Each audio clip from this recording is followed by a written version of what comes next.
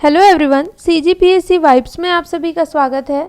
जैसा कि हमने एडीओ भर्ती परीक्षा 2025 के आजीविका विषय पर क्लासेस स्टार्ट किया था, इसको हम कंटिन्यू करेंगे और इसका पूरा सिलेबस मैं कंप्लीट कराऊंगी एडीओ भर्ती परीक्षा का।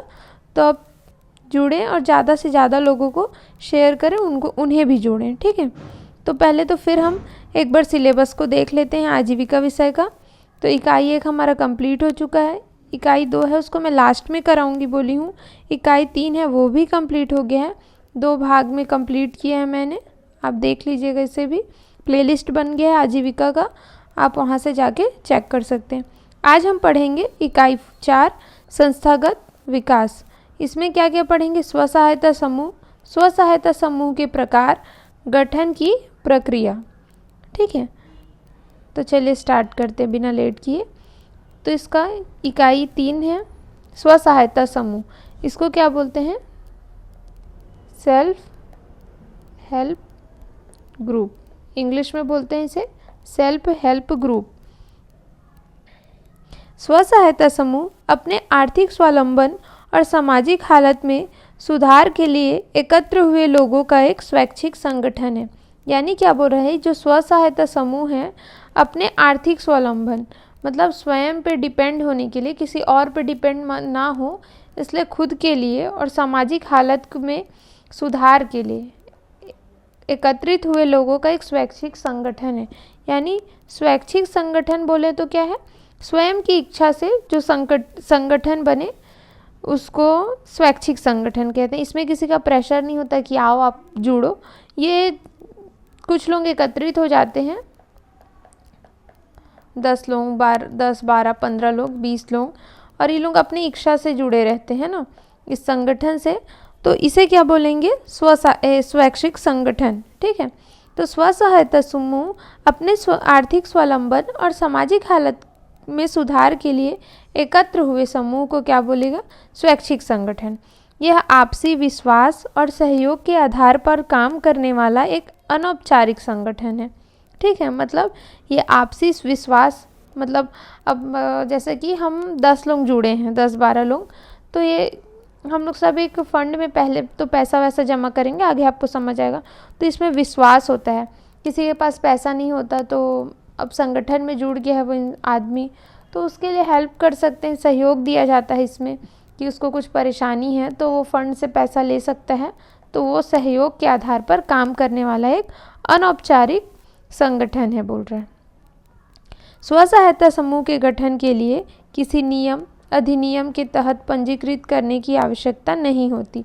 यानी इसको पूरा पहले पढ़ देती हूँ। एक ही ग्राम, मोहल्ले, टोले के समान आर्थिक एवं सामाजिक पृष्ठभूमि वाले 10 से 20 व्यक्ति मिलकर बैठक में समूह गठन करने का आशय प्रस्तावित पारित कर निर्णय लेकर समूह का संगठन कर सकते हैं। यानी क्या बोल रहे हैं? जैसे कि आप, मैं और कुछ लोग मिल के एक संगठन बना लेते हैं, ठीक है। एक ग्रुप बना लिए, इसमें हम लोग 10 लोग हैं, मान लीजिए 12 लोग हैं, इसमें हम 12 लोग हैं। तो पहले तो क्या होगा कि इसमें कोई हमको ये नहीं है कि किसी कुछ नियम लगेगा, इसमें कुछ भी नहीं है ऐसा, कुछ अधिनियम के तहत पंजीकृत रजिस्ट्रेशन कराना है हमें, ऐसा भी नहीं है। अगर हम सब एक मोहल्ले के हैं, एक गांव के हैं या टोले के हैं, मतलब टोला मतलब रहता है ना एक टोल टाइप का, वो वहाँ के हैं, तो और हमारी सामाजिक जो और आर्थिक जो पृष्ठभूमि है वो समान जैसा है। मतलब जैसे कि हम लोग कुछ ऐसे ही कुछ खेती वेती करते हैं, काम कर रहे हैं, बीपीएल परिवार है, एक जैसे हमारी आर्थिक पैसे से भी जो आमदनी है हमारी एक जैसी है स्थिति, और सामाजिक पृष्ठभूमि भी सेम है। तो हम लोग एक ग्रुप बना लेते हैं कि हाँ, हम जो 12 लोग हैं वो एक बैठ के समूह का गठन कर लेते हैं। कि मैं आपको बोलूँ कि समूह एक बनाते हैं, चलो आप भी जुड़ जाओ, बगल वाले को भी जोड़ लेते हैं, इनको भी जोड़ लेते हैं। ऐसे करके हम 12 लोग मिल के निर्णय ले लिए कि एक समूह बना लेते हैं, ठीक है। यही क्या है? स्व सहायता समूह। आगे पूरा कंप्लीट बताऊंगी तो आपको अच्छे से समझ आएगा। स्व सहायता समूह का इतिहास देखते हैं। सर्वप्रथम भारत के गुजरात राज्य में ईला भट्ट के नेतृत्व में 1974 से महिलाओं द्वारा गठित स्व सहायता समूह को सूक्ष्म वित्त के क्षेत्र में प्रथम प्रयास माना जाता है। बाद में बांग्लादेश के श्री मोहम्मद यूनुस ने 1976 से सूक्ष्म वित्त को आधार मानकर अनेक स्व सहायता समूह का सृजन किया, जिसे गरीबी कम करने, महिलाओं का आत्मनिर्भर बनाने के लिए श्री मोहम्मद यूनुस को 2006 का शांति का नोबेल पुरस्कार प्राप्त हुआ। ठीक है, यानी सबसे पहला प्रयास किसने किया? सर्वप्रथम भारत में बोले तो ईला भट्ट ने किया था गुजरात राज्य में 1974 में। इसमें क्या था कि महिलाओं द्वारा स्व सहायता समूह को गठन करने के लिए पहला प्रयास था। सर्वप्रथम बोले तो ईला भट्ट। ठीक है, ईला भट्ट 1974। अगर बोले कि बांग्लादेश की जो सृजन कौन किया था स्व सहायता समूह का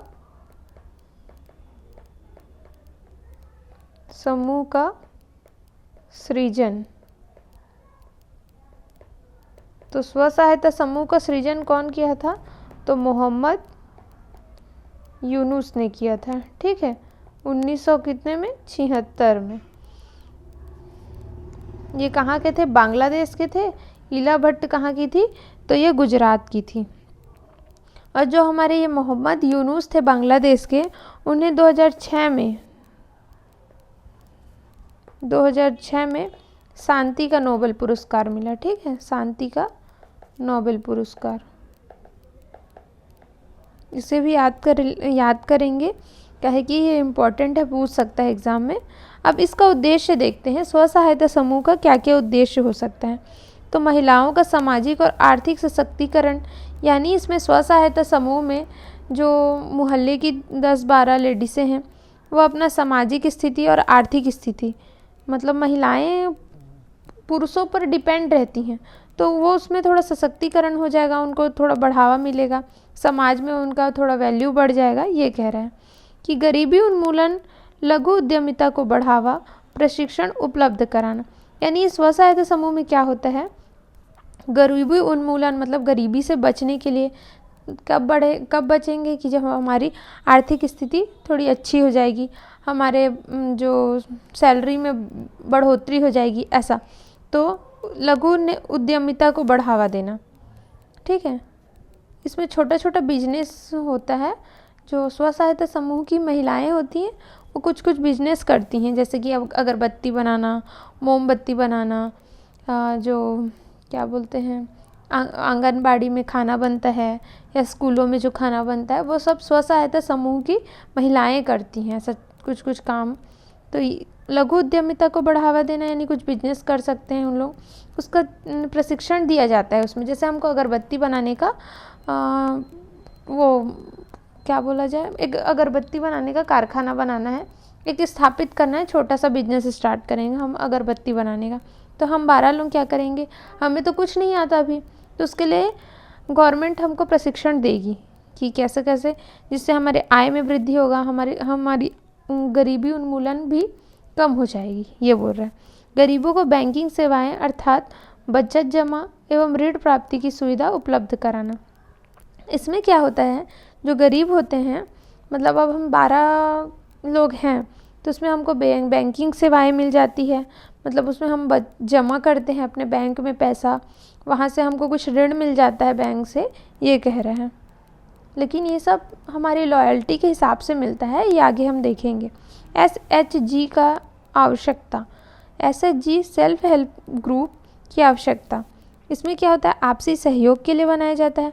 अब हम 12 लोग हैं, हम लोग क्या अलग अलग काम करेंगे? मैं बोलूँगी पैसा जमा करना है, आप बोलोगे निकालना है, या फिर मैं बोल रही हूँ 100 रुपये जमा करेंगे, कोई बोल रहा है 50 जमा करेंगे। तो ऐसा नहीं, सबको आपसी सहयोग से चलेगा। ये सब संगठन आपसी सहयोग के लिए, संगठन में शक्ति होती है। अब हम 12 लोग मिल के संगठन बनाएंगे तो हमारे पास शक्ति रहेगा ना, कि हम किसी और के लिए कुछ कर सकते हैं, किसी के लिए आवाज़ उठा सकते हैं, ऐसा। महाजनों के शोषण से मुक्ति पाने के लिए, यानी क्या होता है, जैसे अब हम 12 में किसी को पैसे की ज़रूरत है, तो हम क्या करेंगे कि किसी साहूकार या बड़े आदमी के पास चले जाएंगे, ज़्यादा इंटरेस्ट ब्याज में पैसा ले लेंगे, तो फिर वो हमारा शोषण करने लगते हैं कि ब्याज बढ़ रहा है, हम दे नहीं पा रहे हैं। तो ये सब से मुक्ति मिल जाता है कि हम 12 जो लोग हैं, वो एक जो इसमें का मेंबर है वो उसको पैसे की ज़रूरत है तो हम उसे कम ब्याज में ऋण दे सकते हैं, तो इससे शोषण से मुक्ति होगा। सामाजिक बुराइयों के विरुद्ध जागरूकता लाने के लिए, जो समाज में बहुत सारी बुराइयां हैं, जैसे कि महिलाएं घर से बाहर नहीं निकलेंगी, उन्हें ज़्यादा शिक्षा नहीं दिया जाता, वो डिपेंड ही रहती हैं घर पे पुरुषों पे, इन सब सामाजिक बुराइयाँ, जादू टोना ये सब होता है ना महिलाओं में कि पड़ोसी जादू करती है, टोना करती है, ये सब तो सब एक साथ मिल के रहेंगे तो सबका आपसी समझौता रहेगा, तो ये सब जो बुराइयां हैं वो सब खत्म हो जाएगी। सरकारी योजनाओं का समुचित लाभ, यानी गवर्नमेंट की कोई भी स्कीम चल रही है, जैसे प्रधानमंत्री आवास योजना, तो क्या होता है कि कुछ लोगों को मोहल्ले में पता नहीं रह पाता, तो अगर जो कुछ योजनाएं जो चल रही हैं हमारी सरकार की, वो हर लोगों को पता चलेगा। अब 12 लोग हैं ये स्व सहायता समूह के, तो किसी एक को नहीं पता है तो वो बताएंगे कि अरे प्रधानमंत्री आवास योजना के फॉर्म भरा थे, चलता हूँ भर दे, तो ये समुचित लाभ सबको मिलेगा। अब किसी का आवास का पैसा आ जाएगा तो उन्हें भी लाभ हुआ ना, जिन्हें पता नहीं था, यह कह रहा है। छठवा है बचत की भावना विकसित करना, यानी जो ये 12 लोग हैं वो 100-100 रुपये मान लीजिए जमा करते हैं हर महीने, तो हर लेडीज़ क्या करेंगी कि महीने में 100 रुपये कहीं से भी खर्च कुछ अपना कम करके 100 रुपये बचा लेंगी, क्योंकि उनके स्व सहायता समूह में जमा करना है, इसलिए तो बचत की भावना आएगी बोल रहे हैं। 7वां है छोटे बैंक के रूप में जो हर समय उपलब्ध हो कार्य करने के लिए, एक छोटे बैंक के रूप में जो हर समय उपलब्ध हो कार्य करने के लिए, यानी ये जो 12 लोग हैं 100-100 रुपये दिए, ठीक है, तो इसमें एक सचिव बनाया जाता है, अध्यक्ष बनाया जाता है, वो पैसा को रखेगा। अब 12 लोग 100-100 रुपये दिए तो 1200 रुपये है, तो इसे हम बैंक में तुरंत नहीं जमा करते, जब पैसा बिल्ट हो जाता है, बड़ा हो जाता है तो रखा जाता है। तो ये जो 1200 रुपये है वो किसी एक अध्यक्ष या किसी के पास रहता है ये पैसा, तो हमें जिसे भी रात को भी ज़रूरत है तो ये यहाँ से ले सकते हैं, लेकिन ये ऐसे ही नहीं दिया जाता, इसमें भी परमिशन बहुमत की ज़रूरत पड़ती है फिर दिया जाता है। ये सब हम आगे पढ़ेंगे, आपको समझ आएगा। नेक्स्ट है महिला स्व सहायता समूह के प्रमुख घटक, यानी जो SHG हैं उसके प्रमुख समूह के जो घटक हैं वो क्या क्या हो सकते हैं। समूह में सामान्यतः 10 से 20 सदस्य हो सकते हैं, 12 से 16 आदर्श स्थिति मानी जाती है, यानी 10 से 20 तो हो सकते हैं समूह के सदस्य, लेकिन अगर 12 से 16 है, ठीक है, तो ये हमारा क्या होगा, आदर्श स्थिति वाला समूह माना जाएगा, ठीक है। समूह में 20 से अधिक सदस्य होने पर छत्तीसगढ़ सोसाइटी पंजीकरण अधिनियम 1973 के पंजीकृत होना आवश्यक है, यानी हम जो छोटा ग्रुप बनाए हैं, जो मैं बता रही थी 12 लोग का ग्रुप, उसमें हमें नहीं है ज़रूरत किसी कहीं जाके रजिस्ट्रेशन कराना है, ऐसा वैसा कुछ नहीं है। लेकिन अगर हमारे जो ग्रुप की संख्या 20 हो गई, 20 से अधिक हो गई, ठीक है, 20 से अधिक हो गई, तो इसे कहाँ छत्तीसगढ़ सोसाइटी पंजीकरण अधिनियम 1973 के तहत पंजीकृत कराना आवश्यक हो जाएगा, यानी इसको पंजीकृत कराना पड़ेगा।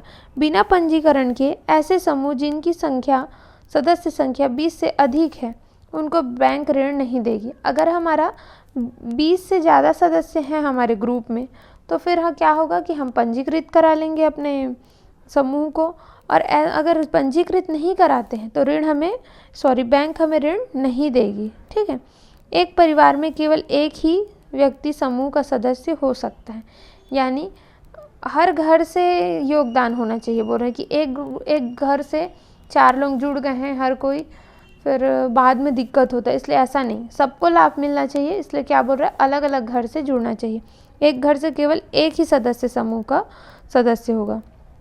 समूह के सदस्य एक ही मोहल्ले, पारा, टोला या ग्राम के होने चाहिए, यानी जो सदस्यों की समूह में जो सदस्य होंगे वो एक ही मोहल्ले के हो, एक ही पारा या टोला या ग्राम के हो, यानी एक कभी भी बैठक करा रहे हैं, रात को ही ज़रूरत है तो रात को, शाम को, तो फिर आने में दिक्कत होता है कि नहीं आ पा रहे हैं, कोई एक पर्टिकुलर स्थान है यहाँ पे पहुँचना है, तो ये 20 लोग नहीं पहुँच पाएंगे। अगर 10 किलोमीटर दूर का कोई व्यक्ति है वह समूह का सदस्य है, तो फिर वो कहाँ आएगा। इसलिए क्या बोल रहे हैं कि एक ही मोहल्ले, एक ही पारा, एक ही टोला, एक ही ग्राम के होने चाहिए, ताकि वो आसानी से इस बैठक में समूह के आ सके। समूह सदस्य की आयु 18 से 65 वर्ष के मध्य होना चाहिए। यानी समूह में कितने आयु के होने चाहिए, 18 से 65। लेकिन छत्तीसगढ़ में यही कितना है, 18 से 58 वर्ष है। नए सदस्यों के प्रवेश समूह के गठन के बाद समूह के सहमति से किया जाएगा। यानी भी इसमें हम सदस्य तो हैं, अगर किसी एक को और इंटरेस्टेड हो गया कि हाँ मुझे भी जुड़ना है बाद में, तो फिर ये ऐसे ही नहीं जोड़ देंगे कि हाँ आओ समिति के सम्मेलन में बैठो, जो भी मीटिंग होगा सुनो। नहीं, ऐसा नहीं। पहले जो 20 लोग हैं उसकी सहमति होनी चाहिए कि हाँ हम इनको जोड़ रहे हैं, सब आप लोग सहमत हो। अगर उन लोग की सहमति है 20 की, तब ये 21वां ऐड होगा। अगर सहमति नहीं है तो इसमें ऐड नहीं कर सकते। एक समूह के सदस्य समान स्थिति, समान विचारधारा, समान आर्थिक गतिविधि करने हेतु चाहिए। यानी क्या बोल रहा है, एक सदस्य का समूह कैसा होना चाहिए, जिसकी आर्थिक स्थिति समान हो, विचारधारा कि जो हम विचार करें वैसा ही विचार करें, वो भी हमारी समान आर्थिक गतिविधियां हो, तो उन्हीं को वैसे ही सदस्यों को अपना समूह का सदस्य बनाना है। यानी क्या कह रहे हैं, मान लीजिए हम इस ग्रुप में 100 रुपये मतलब स्टार्ट कर रहे हैं अगरबत्ती बनाने का बिजनेस, या फिर मोमबत्ती बनाने का बिजनेस स्टार्ट करें। मान लीजिए 20 लोग मोमबत्ती बना रहे हैं हम लोग सब मिलके, तो अब हमारा आर्थिक स्थिति सेम है कि हम 100 रुपये ही मिला पाएंगे भाई। ऐसा 100 रुपये मिला के हम बिजनेस स्टार्ट करेंगे। अब एक सदस्य जो 20 में है वो थोड़ा हाई फाई घर का है, थोड़े बड़े घर का है। मान लीजिए वो बोल रहा है कि नहीं मैं 500 रुपये मिलाऊंगा, हम लोग सब 500 मिलाएंगे। तो भाई और लोगों की स्थिति तो नहीं है ना 500 मिलाने की, इसलिए बोल रहा है कि हमारी जो आर्थिक स्थिति है सेम होनी चाहिए, तब तो हमारा मैच खाएगा हर चीज़। आर्थिक रूप से हम स्थिति समान होगा कि हाँ 100 बोल रहे हैं तो सब 100 में सहमत हो जाए, हमारा विचारधारा सेम होगा। अब जैसे कि इसमें आ तो गया ये इंसान जो 500 रुपये दूंगा बोल रहा है, लेकिन विचारधारा नहीं। अब हम लोग बोल रहे हैं मोमबत्ती बनाएंगे, अब एक बोल रहा है कि नहीं हम लोग तो कुछ बड़ा फैक्ट्री खोलेंगे, तो वो इतना आसान नहीं है। तो इसलिए बोल रहा है कि विचारधारा, आर्थिक रूप से जो हम सक्षम हैं उतने ही हों उस ग्रुप के लोग, तब ये समूह अच्छे से चलेगा। गरीबी रेखा से नीचे वाले का प्रतिशत समूह कुल सदस्यों का 80% होना चाहिए। यानी जो गरीबी रेखा से नीचे जीवन यापन कर रहे हैं उनका समूह में प्रतिशत मतलब कितने प्रतिशत होना चाहिए, तो कुल सदस्यों का 80%। यानी जैसे 20 लोग हैं हमारे, है ना, या चलिए 10 लोग हैं हम लोग, ग्रुप में 10 लोग हैं मान लीजिए, तो इसका 80% यानी 8 लोग। 8 लोग कैसे होने चाहिए, गरीबी रेखा से नीचे। ठीक है, ऐसा क्यों बोल रहा है। और 2 लोग थोड़े हाई फाई इसलिए चल जाएंगे कि थोड़ा मैनेज करना पड़ता है पैसा वैसा, कि 8 लोग में नहीं है और ग्रुप ही बनाना है, 2 लोग मिल जा रहे हैं थोड़े बड़े मतलब ठीक ठाक परिवार के। तो अगर गरीबी रेखा से नीचे वाले बीपीएल परिवार के 8 लोग हैं तो 2 लोग को एपीएल का ले लेंगे, ऐसा बोल रहे हैं ना। अब है स्व सहायता समूह की बैठक। स्व सहायता समूह की बैठक क्या है कि अनिवार्य बैठक है कि माह में कम से कम एक बार तो होना चाहिए। हर माह एक बार, एक माह में कम से कम एक बैठक तो अनिवार्य है। समूह की बैठक साप्ताहिक, मासिक और पाक्षिक भी हो सकती है। यानी समूह की जो बैठक है सप्ताह में भी हो सकता है, मासिक हो सकता है या पाक्षिक हो सकता है ना। 15 दिन में 2 बार ऐसा होता है ना, वो बोल रहा है। बैठक स्थल कहाँ होगा, सामुदायिक भवन में या सभी सदस्यों के घर में बारी बारी। जैसे सामुदायिक भवन में भी इसका बैठक हो सकता है, और या फिर जैसे 20 लोग हैं तो आज मेरे घर हुआ बैठक, फिर कल आपके घर हो जाएगा, कल फिर उसके पड़ोसी घर, ऐसे कर करके बारी बारी हर घर में होगा। बोला गणपूर्ति क्या होगा कि 50% सदस्य, जैसे हम मान लीजिए 10 सदस्य हैं तो गणपूर्ति क्या होगा, 5 लोग अनिवार्य है बैठक में, है ना, 5 से कम नहीं होना चाहिए। निर्णय, समूह का निर्णय सर्वसम्मति से लिया जाएगा। यानी कुछ भी निर्णय लेना है कि अगरबत्ती बनाना है तो कैसे करना है, क्या है, तो सब चीज़ का निर्णय क्या बोलेगा, सर्वसम्मति से लिया जाएगा। बैठक की कार्यवाही का विवरण निश्चित प्रारूप में लिखना चाहिए सचिव द्वारा। यानी जो हम बैठक किए, मान लीजिए आज बैठक किए, ये क्या क्या हुआ, कैसे हुआ, कौन पैसा लिया, कौन पैसा दिया, इसका सबका विवरण होना चाहिए, एक निश्चित प्रारूप में लिखा जाता है। ठीक है, किसको कौन लिखता है, तो सचिव द्वारा लिखा जाता है। ठीक है, अब स्व सहायता समूह के सदस्यों की बचत। सदस्यों की बचत 5 रुपये से लेकर 200 रुपये या अधिक मासिक क्षमता अनुसार हो सकता है। वही मैंने बताया, मान लीजिए ग्रुप है, अब 20 लोग हैं या 10 लोग हैं, तो सब अपना अपना योगदान देंगे बराबर बराबर कि कितना पैसा हम इकट्ठे कर सकते हैं। 5 रुपये से 200 रुपये तक या इससे अधिक होगा तो मासिक क्षमता अनुसार हमारा माह में कितना आए हैं उस हिसाब से पैसा बचत करेंगे, फिर यहाँ लाके फंड में जमा करते हैं। ठीक है, बचत नियमित और निरंतर होना चाहिए। ठीक है, मतलब एक महीना आप पैसा लाके दे दिए 100 रुपये, दूसरे महीना से फिर नहीं दे पा रहा हूँ, नहीं दे पा रही हूँ, ऐसा नहीं होना चाहिए। बचत नियमित होना चाहिए एवं निरंतर चलना चाहिए। बचत की राशि एवं आवृत्ति का निर्धारण सदस्यों द्वारा किया जाएगा। यानी वही जैसे 10 लोग हैं तो हमको पैसे जमा कितना करना है, जैसे वही 100 रुपये तो एक जन 500 बोल रहा है, ऐसा नहीं, सर्वसम्मति से सदस्य द्वारा निर्धारित किया जाएगा कि कौन हम कितना पैसा दे सकते हैं और इक्वल पैसा दिया जाएगा। जैसे 100 रुपये जमा कर रहे हैं तो 10 सदस्य 100 रुपये ही देंगे, ऐसा नहीं एक जन 500 दे रहा है तो 200 दे, ऐसा नहीं, सबको इक्वल पैसा देना है। बचत तभी नियमित मानी जाएगी जब देय राशि का 80% जमा हो जाए। ठीक है, नोट क्या बोल रहा है, फरवरी 2025 की स्थिति में SHG के बचतों में वाणिज्य बैंकों का हिस्सा सबसे अधिक रहा था। ठीक है, मतलब SHG जो है सेल्फ हेल्प ग्रुप में बचतों का सबसे अधिक हिस्सा कौन से बैंक में जमा हुआ था, तो वाणिज्य बैंक में। इसके बाद क्षेत्रीय ग्रामीण बैंक, फिर सहकारी बैंकों का स्थान था। यानी फर्स्ट किसका था, वाणिज्य बैंक,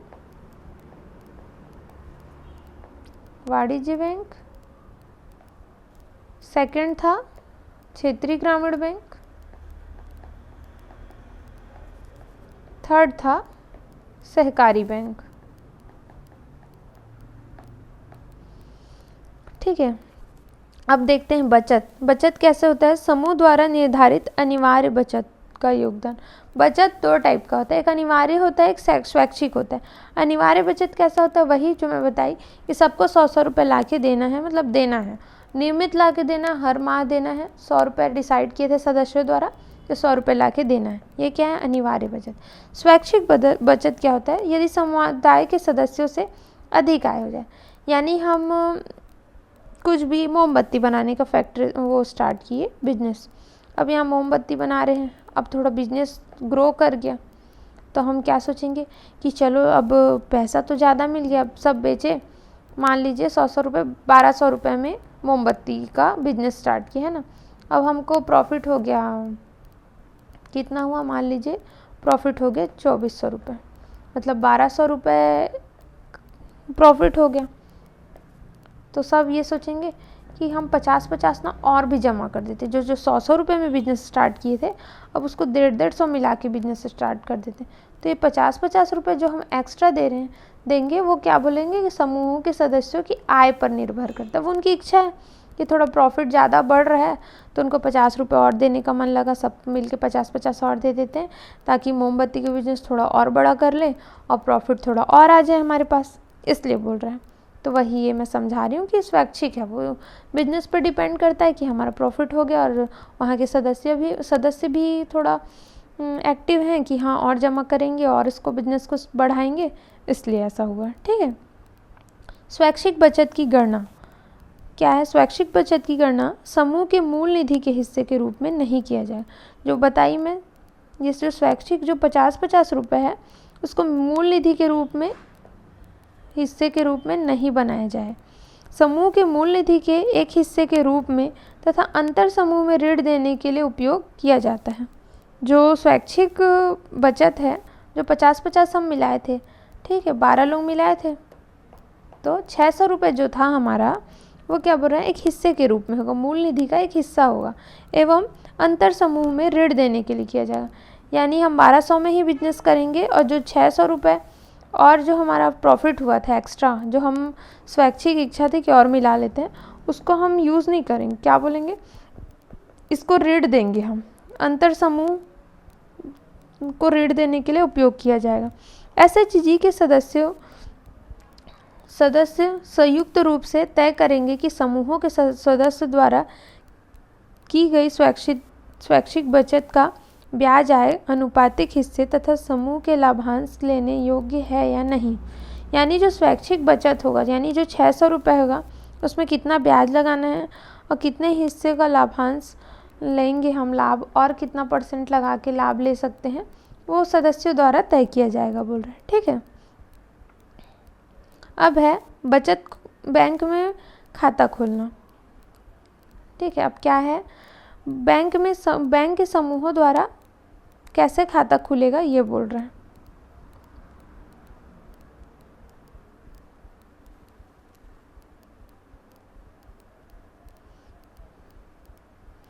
बैंक में खाता खोलने के लिए क्या होता है, 3 पदाधिकारी लगते हैं। ठीक है। समूह के 3 पदाधिकारी कौन कौन होंगे?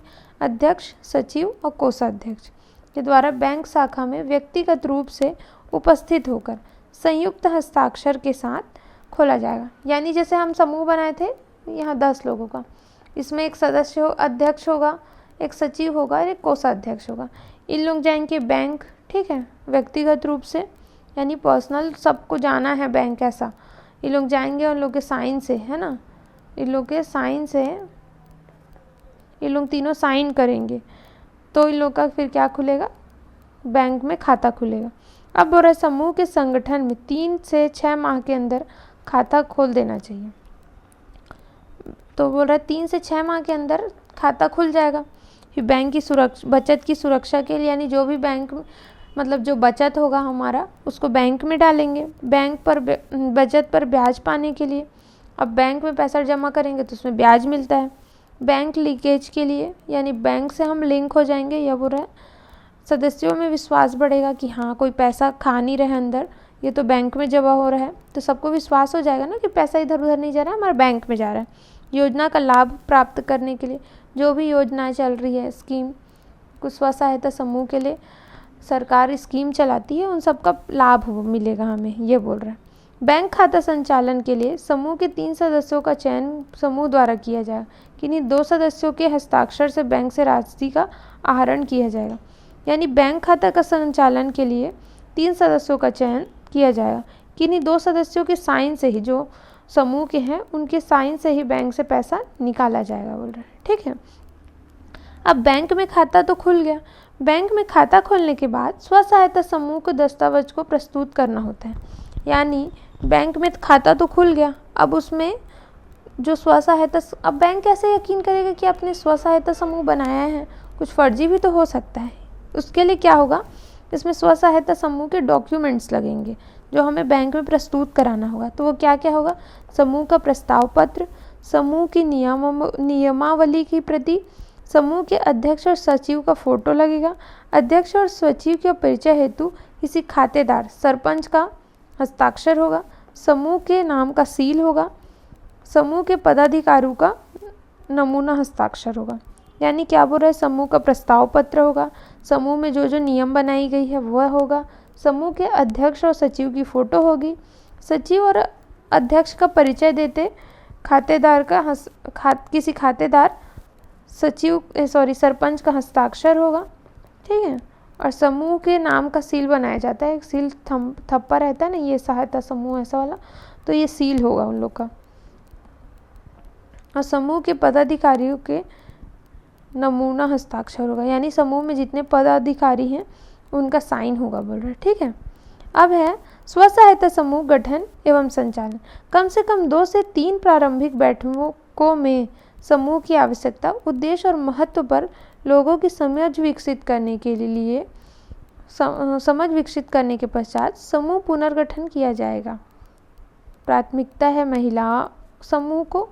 यानी क्या बोल रहा है कि जो स्टार्टिंग का 2-3 जो बैठक हो, कम से कम 2-3 बैठक में समूह की क्या आवश्यकता है, उसका उद्देश्य क्या है, उसका महत्व क्या है, लोगों को अच्छे से समझाया जाएगा, उसके बाद ही गठन किया जाएगा। 2-3 बैठक में वो लोग समझ जाएं कि क्या है, आगे क्या होगा।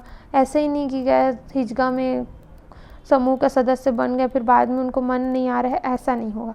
2-3 बैठक में स्व सहायता समूह का हर चीज़ बताया जाएगा, उसका महत्व, उसका उद्देश्य, उसमें क्या लाभ होगा, ये सब बोल रहे हैं। फिर गठन किया जाएगा। प्राथमिकता क्या है? महिला समूह को सदस्यता शुल्क है 10 रुपये न्यूनतम, यानी सब फॉर्म भरते हैं, है ना, सदस्य में मतलब समूह में जुड़ने के लिए, तो ये 10-10 रुपये का फॉर्म होता है।